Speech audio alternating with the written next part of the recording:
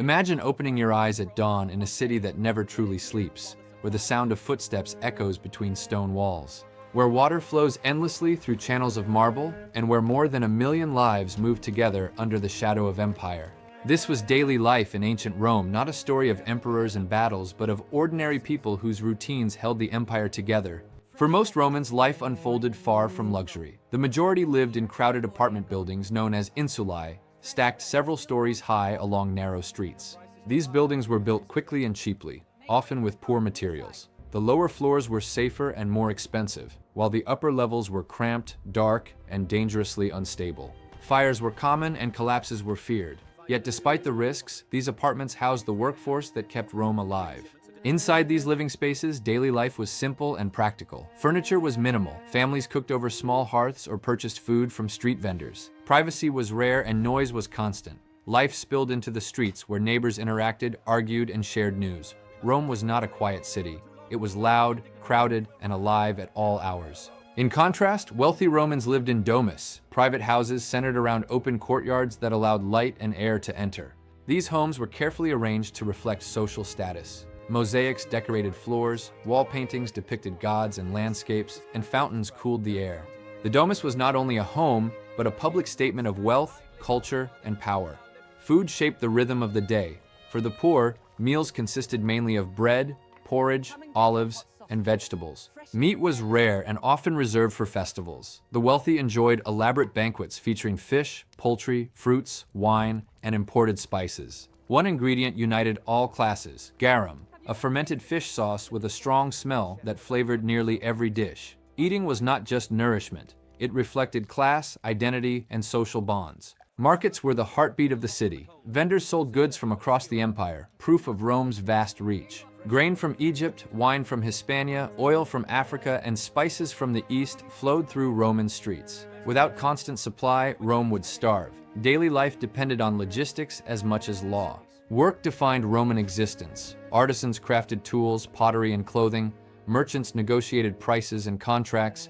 Laborers carried heavy loads through the streets. Slaves performed tasks ranging from domestic service to mining and construction. Slavery was an accepted part of Roman life, deeply embedded in the economy. While some slaves earned freedom, most lived without rights, their labor sustaining Roman comfort and order.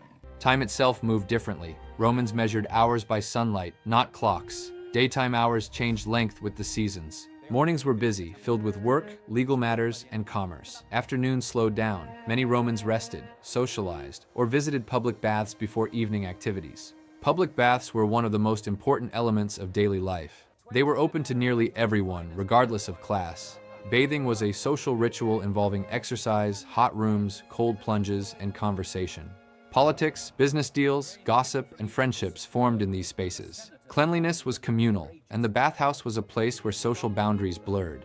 Entertainment provided escape and unity. The Circus Maximus hosted chariot races that inspired fierce loyalty to teams and colors. Amphitheaters offered gladiator games and animal hunts, drawing massive crowds. These spectacles were violent, emotional, and carefully staged.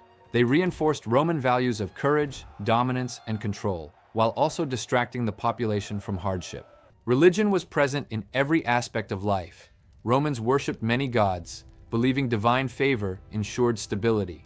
Every household had small shrines dedicated to protective spirits. Public festivals honored major deities and reinforced civic identity.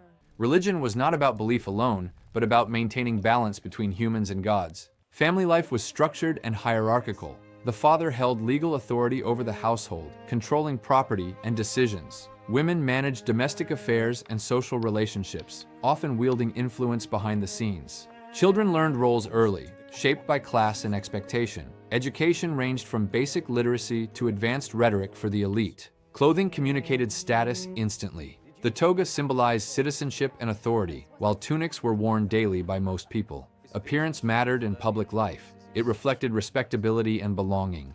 Daily life in Rome was not comfortable by modern standards. Streets were dirty, sanitation was limited, disease was common, and inequality was visible everywhere. Yet the city functioned. Systems of water, food, law, and routine kept everything moving. What made Rome extraordinary was not the luxury of a few, but the discipline of many. Millions followed shared habits that sustained the empire. They woke up, worked, ate, bathed, worshipped, and slept within a structure larger than themselves. Rome was not built only by emperors and generals. It was built every single day by ordinary people living ordinary lives within an extraordinary system.